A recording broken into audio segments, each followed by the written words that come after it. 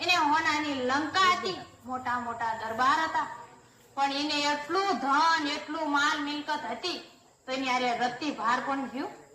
કાંઈ નું ગયું. મોટું પરિવાર હતું, મોટું કુટુંબ હતું, બધી સુખ સુવિધા હતી, પણ કાંઈ ગયું નહીં. એમ આપણી હારે પણ કાંઈ આવશે નહીં. જ્યારે આપણો અંતિમ સમય આવશે ત્યારે આપણા જીવને આ દેહની અંદર જે 9 દરવાજા 10 દરવાજા છે, ત્યારે જમ આપણા જીવની અંદર આ દેહની અંદર પ્રવેશ કરશે અને આ દેહમાંથી પ્રાણ કાઢશે. આ દેહમાંથી પ્રાણ કાઢવો હેલો નથી. 1000 વીસીનો જેટલો ડંખ લાગે ત્યારે આ દેહમાંથી પ્રાણ નીકળે છે અને આ દેહમાંથી પ્રાણ નીકળે પછી આપણા જીવને યમલોકમાં લઈ જાય, જેમાં વચ્ચે એવી વેત્રણી નામની નદી આવે છે. આ વેત્રણી નામની નદી લોહી પાસ પરુષથી ભરેલી છે.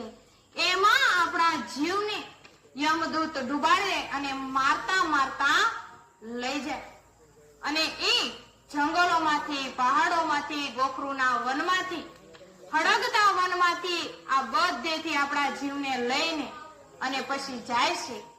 સંતોએ બતાવ્યું, યમદૂત જબ લેને કોઈ આવે થોડી ન રાખે ધીર, ભાઈ રે થોડી ન રાખે ધીર. માર માર કે પ્રાણ નિકાલે, માર માર કે પ્રાણ નિકાલે, आंखों से निकले नीर, हंसा निकल गई काया से, खाली पड़ी रही तस्वीर, हंसा निकल गई काया से, खाली पड़ी रही तस्वीर. અરે જ્યારે આ જમરાજા આપણા જીવને લેવા આવે ત્યારે આપણા શરીરના 9 દરવાજા બંધ કરી અને ગળામાં ફાંસો નાખશે અને એ ફાંસો નાખી અને આ મૃત્યુલોકથી યમલોક સુધી લઈ જશે.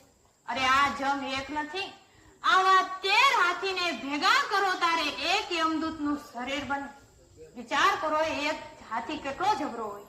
આવા 13 હાથી ભેગા કરવી, એક યમદૂતનું શરીર બને. એક યમદૂત નથી, એની નીચે 14 યમદૂત છે. 14 યમદૂતની નીચે 14 કરોડ યમદૂત છે. જેવા કર્મ કરશું એવો યમદૂત આપણને લેવા આવશે.